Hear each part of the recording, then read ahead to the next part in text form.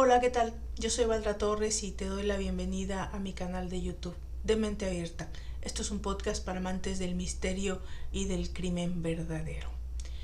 Si todavía no te suscribes, si eres nuevo, por favor hazlo.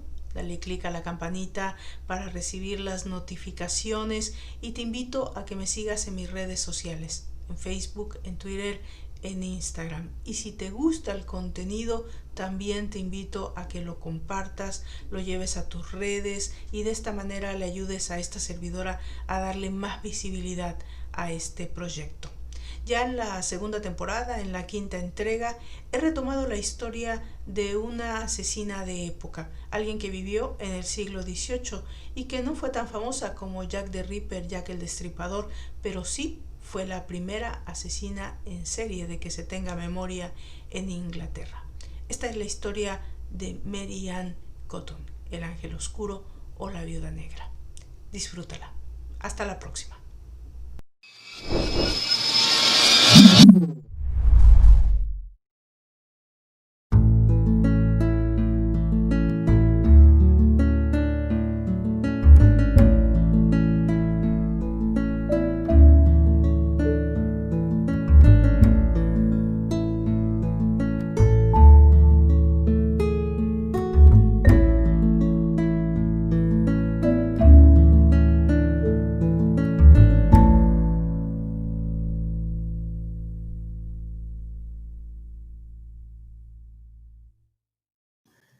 Bienvenidos a De Mente Abierta, un podcast para amantes del misterio y el crimen verdadero.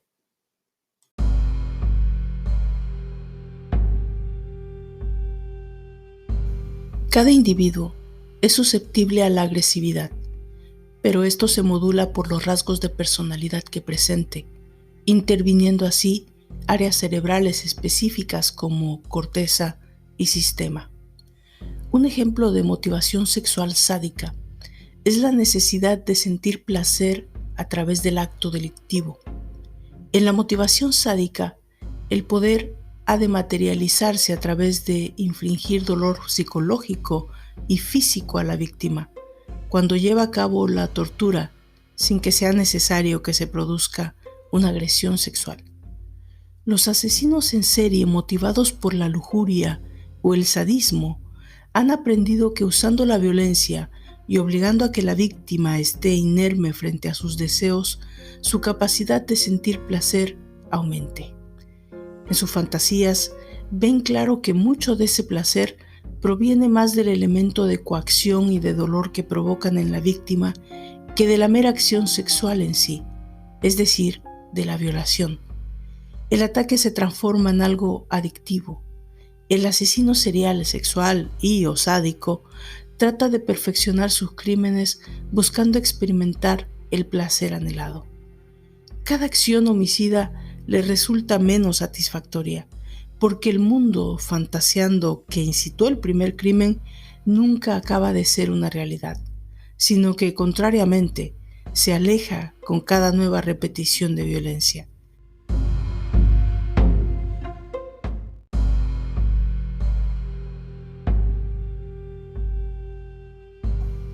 Con mucha frecuencia, los asesinos con móvil sexual realizan sus crímenes con cuidado, buscando prolongar el placer mediante actos de dolor emocional o físico de la víctima.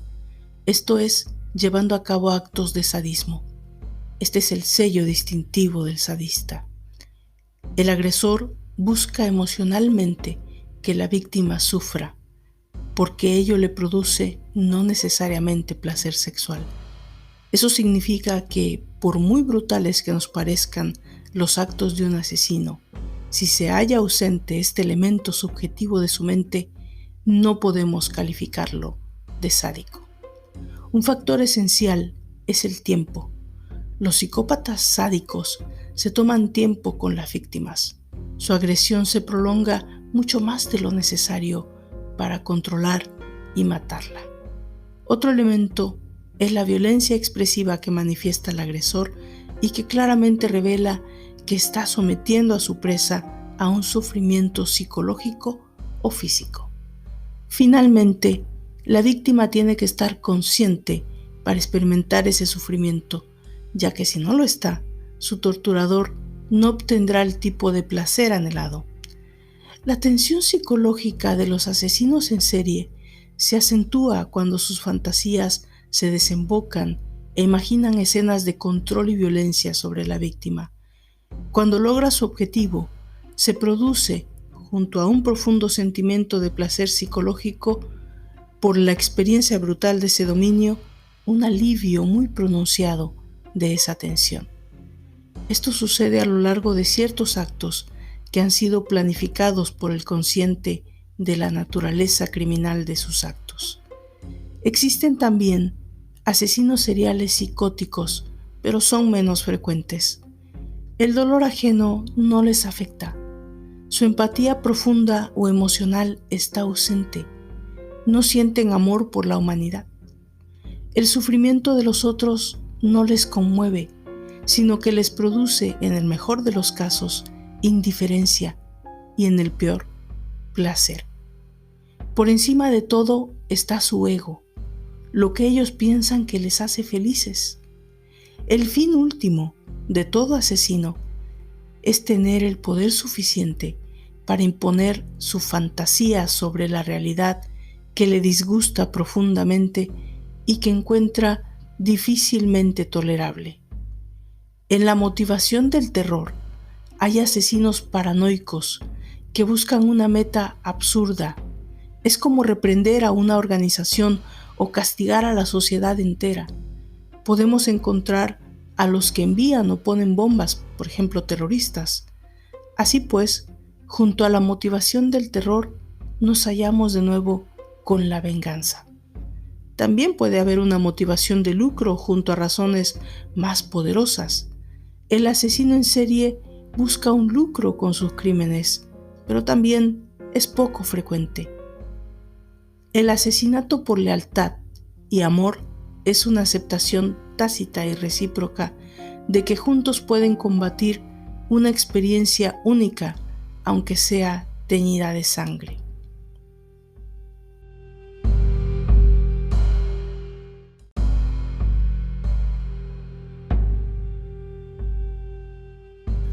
Todos los asesinos en serie encuentran una justificación o razón para matar cuando son capaces de reconocer abiertamente la autoría de los hechos.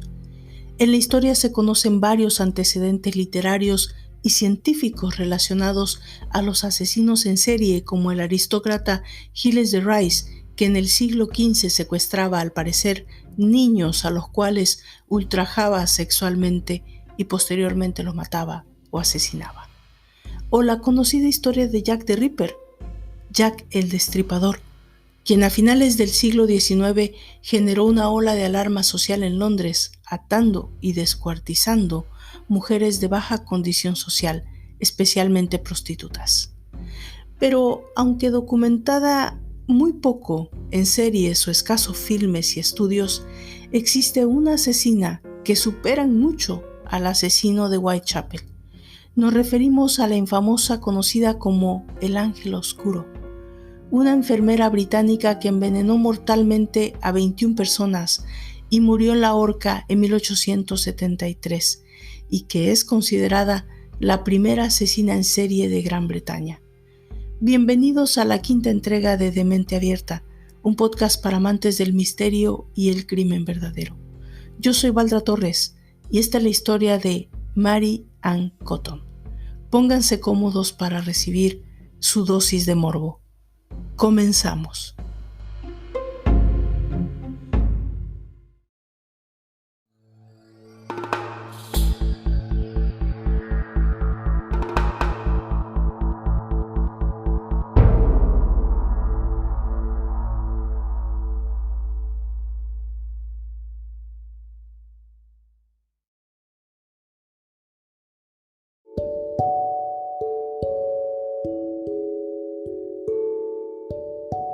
Inglaterra es un país que mezcla ciudades centenarias con paisajes verdes y frondosos.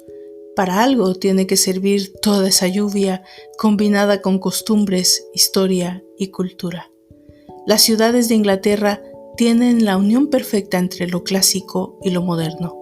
Iglesias góticas, castillos medievales que se juntan con edificios espejados y grafitis para dar algunos de los destinos más importantes de Europa. En ese escenario se lleva a cabo nuestra historia, pero lo hace a finales del siglo XVIII.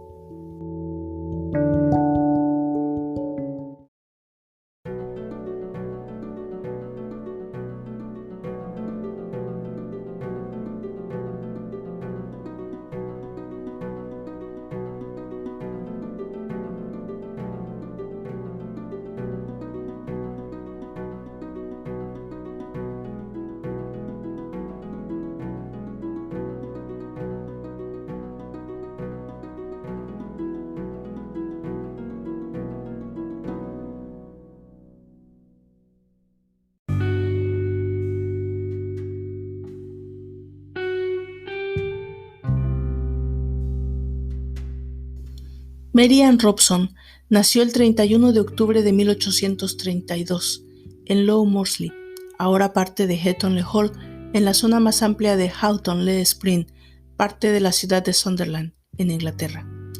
Hija de Michael Robson, un trabajador de minas de carbón, y Margaret Lonsdale.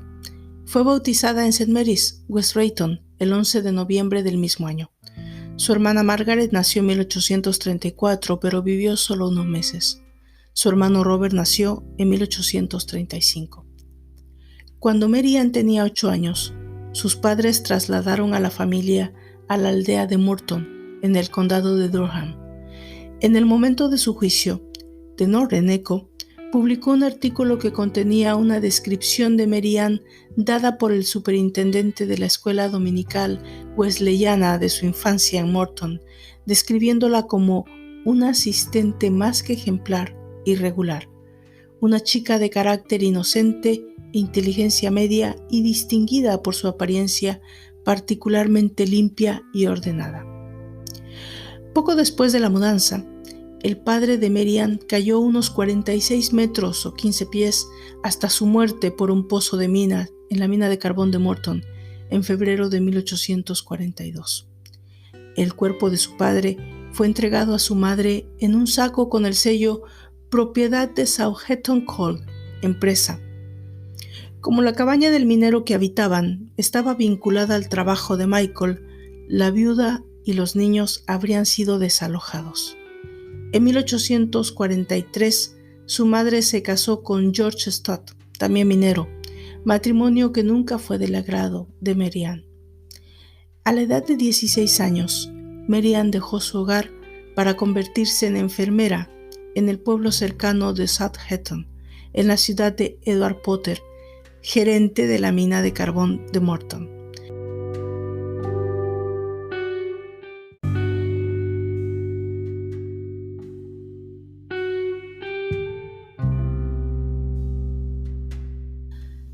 Después de que todos los niños fueron enviados a un internado en Darlington, durante los siguientes 3 años, ella regresó a la casa de su padrastro y se formó como modista.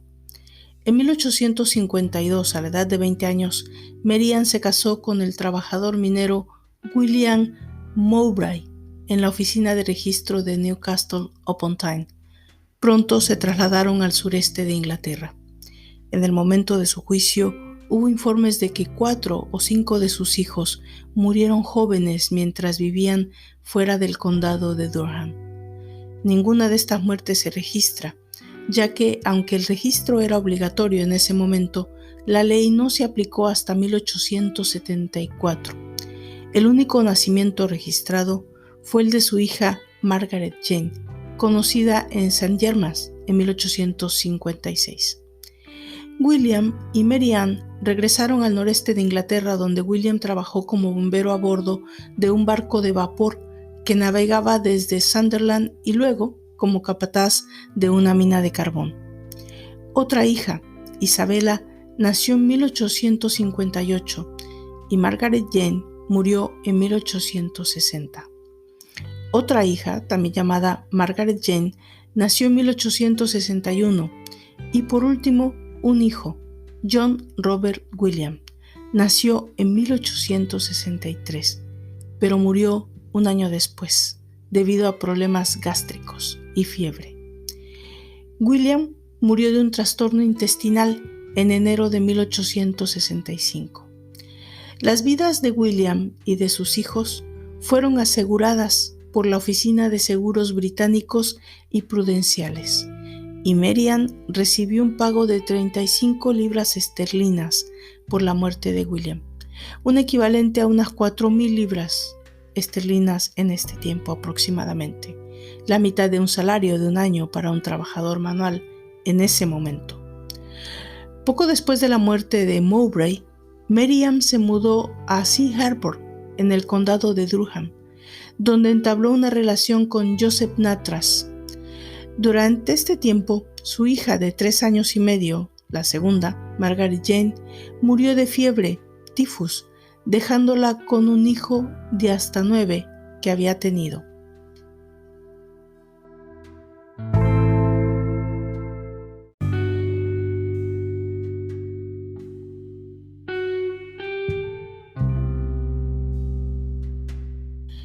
Mary Ann regresó a Sunderland y comenzó a trabajar en Sunderland Infirmary, que era una casa de recuperación para enfermedades contagiosas y un dispensario. Envió a su única hija sobreviviente, Isabella, a vivir con su madre. Uno de sus pacientes en la enfermería era ingeniero, George Ward. Se enamoraron y se casaron en la iglesia de San Pedro, Mount Kilburn, el 28 de agosto de 1865. Ward continuó con problemas de salud y murió el 20 de octubre de 1866, después de una larga enfermedad caracterizada por parálisis y problemas intestinales. La causa de la muerte registrada en su certificado de defunción es el cólera inglés y la fiebre tifoidea. El médico que lo atendió luego daría evidencia de que Ward había estado muy enfermo, pero le sorprendió que su muerte fuera tan repentina. Una vez más, Mary Ann cobró el dinero del seguro por la muerte de su esposo. James Robinson era un carpintero de barcos en Palilion, en Sutherland, cuya esposa Hannah había muerto recientemente. Él contrató a Mary Ann como ama de llaves en noviembre de 1866. Un mes después, cuando el bebé de James, John, murió de fiebre gástrica, buscó consuelo en su ama de llaves y ella quedó embarazada. Luego, la madre de Mary Ann, que vivía en Seaham Harbor, County Durham, se enfermó de hepatitis, por lo que acudió inmediatamente ella. Aunque su madre comenzó a recuperarse, también comenzó a quejarse de dolores de estómago. Murió a los 54 años en la primavera de 1867, 9 días después de la llegada de Mary Ann. En 1867, el padrastro de Mary Ann, George Stott, se casó con su vecina viuda, Hannah Pally. La hija de Mary Ann, Isabella, del matrimonio con William Mowbray, fue devuelta a la casa de los Robinson y pronto desarrolló fuertes dolores de estómago y murió, al igual que 2 de los hijos de Robinson, Elizabeth y James. Los 3 niños fueron enterrados la última semana de abril y la primera semana de mayo de 1867. Mary Ann recibió un pago de seguro de vida de 510 euros por Isabella. Robinson se casó con Mary Ann en St. Michael's en agosto de 1867.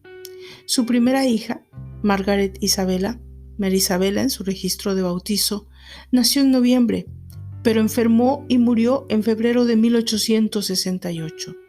Su segundo hijo, George, nació el 18 de julio de 1869. Mientras tanto, Robinson sospechaba de la insistencia de su esposa en que asegurara su vida. Descubrió que ella había contraído deudas de 60 euros a sus espaldas y había robado más de 50 que se esperaba que depositara. Luego descubrió que Mary Ann había estado obligando a sus hijos mayores a empeñar objetos de valor doméstico. Él entonces decide echarla de casa y retuvo la custodia de su hijo George.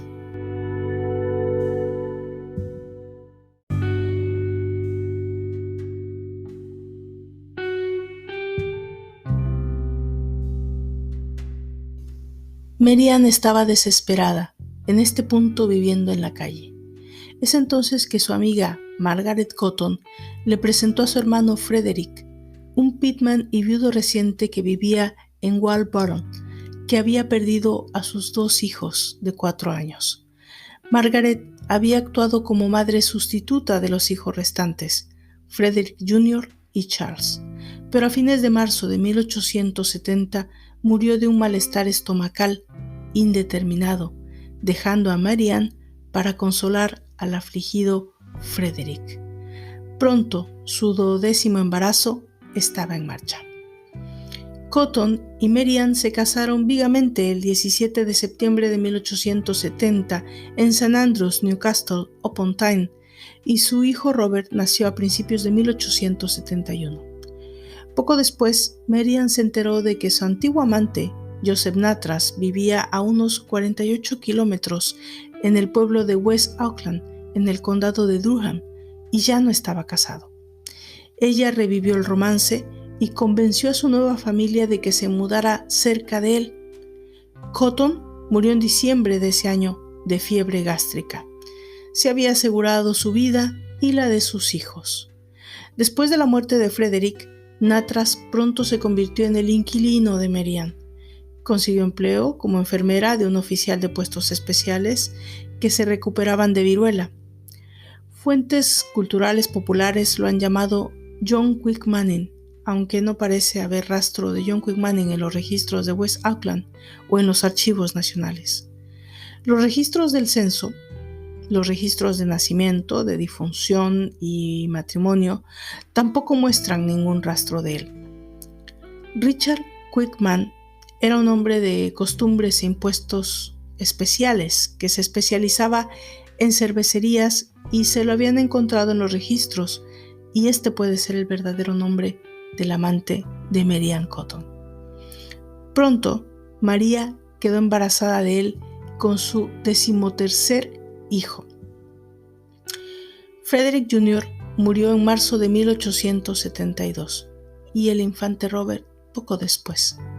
Entonces, Nattrass se enfermó de fiebre gástrica y murió justo después de revisar su testamento y dejar todo a favor de Mary Ann.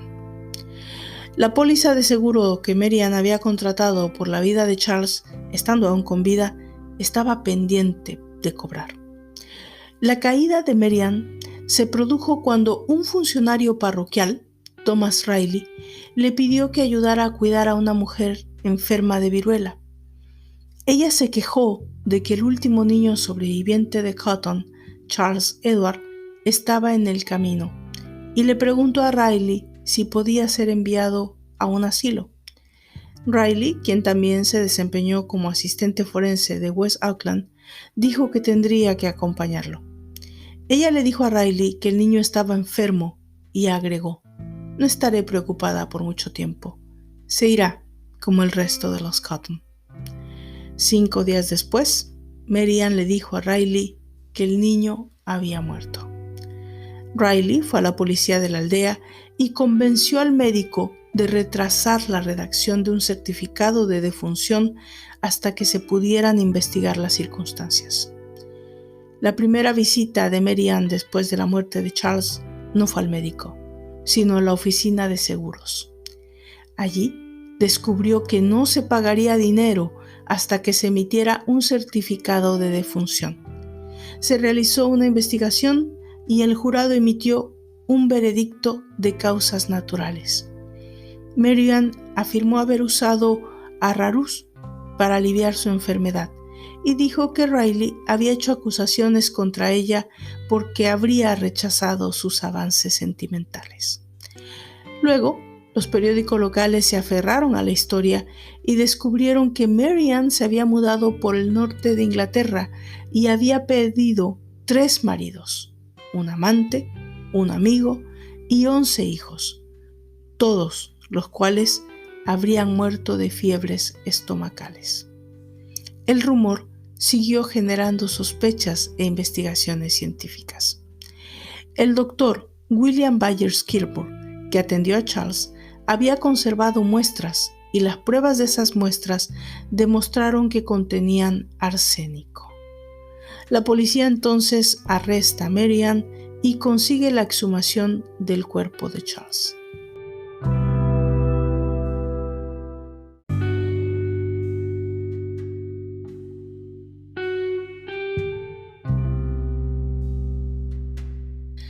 Mary Ann Cotton fue acusada de asesinato, aunque el juicio se retrasó hasta después del parto en la cárcel de Durham el 10 de enero de 1873, de su 13º y último hijo, a quien llamó Margaret Edith Quick Manning Cotton. El juicio de Cotton comenzó el 5 de marzo de 1873. El retraso se debió a un problema en la selección del fiscal. Primero se consideró a Aspinwall, pero el fiscal general, Sir Duke John Coleridge, cuya decisión fue elegir a su amigo y protegido Charles Russell. Charles Russell era muy famoso en aquella época.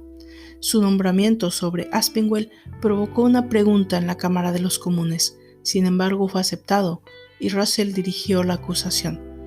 El caso de Cotton fue el primero de varios casos de envenenamiento famosos en los que estaría involucrado Russell durante su carrera, incluidos los de Adelaide Bartlett y Florence Maybrick.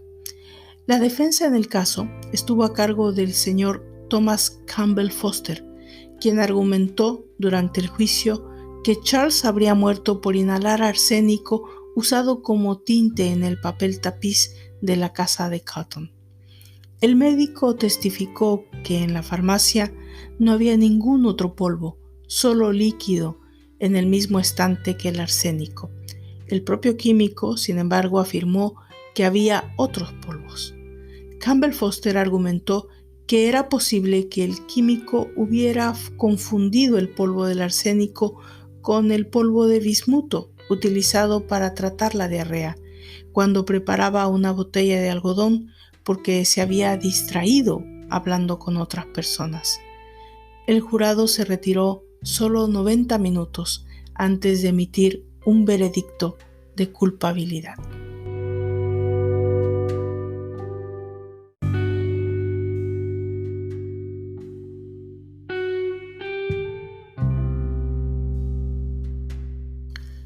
El corresponsal del Times informó el 20 de marzo. Después de ser condenada, la desdichada mujer mostró una fuerte emoción, pero esto dio lugar en pocas horas a su habitual comportamiento frío y reservado, y aunque tiene una fuerte convicción de que la clemencia real se extenderá hacia ella, afirma firmemente su inocencia del delito por el que ha sido condenada. Se presentaron varias peticiones al ministro del Interior, pero sin resultado. Mary Ann Cotton fue ahorcada en la cárcel del condado de Durham el 24 de marzo de 1873 por William Crawford. Ella murió, no por la rotura de su cuello, sino por el estrangulamiento causado por una cuerda demasiado corta, posiblemente deliberadamente. De los 13 hijos de Mary Ann, solo le sobrevivieron Margaret Edith, que nació en 1873 y murió en 1954, y su hijo George, de su matrimonio con James Robinson. Aunque no alcanzó la fama del asesino de Whitechapel, el currículo criminal de Cotton supera al de su inmediato predecesor. Asesinó a 21 personas, incluyendo a 4 esposos, 11 hijos y 2 amantes. Según diversos estudios, la enfermera inglesa acabó con sus víctimas sin ningún tipo de compasión ni remordimiento, y aunque los motivos no han quedado del todo esclarecidos, lo cierto es que el cobro de los seguros de vida de sus maridos podría estar detrás de todo. Su modus operandi era sencillo, y lo puso en práctica durante casi 2 décadas, sin que nadie sospechara nada. Los anteriores crímenes no pudieron demostrarse y Merian nunca confesó ser autora de ellos. Recientemente, en 2016, se ha lanzado con éxito la miniserie para la televisión Dark Angel, con Joan Froggatt en el papel de Mary Ann Cotton. La serie está basada en el libro Mary Ann Cotton, Britain's First Female Serial Killer, del criminólogo David Wilson. Hace poco, sus cartas escritas desde la prisión y dirigidas a su huésped, William Lowery, que vivía en su casa, hacen referencia a los abogados y los problemas financieros que atravesaba durante el juicio que la condenó a morir. Las misivas fueron puestas a la venta en eBay. Las copias de las cartas fueron donadas a la oficina de registro de Durham y al Museo de Beamish en Stanley, condado de Durham. Fueron compradas por un coleccionista que prefirió mantener su nombre en el anonimato luego del fracaso de una campaña en Internet para obtener 4.000 euros por ellas.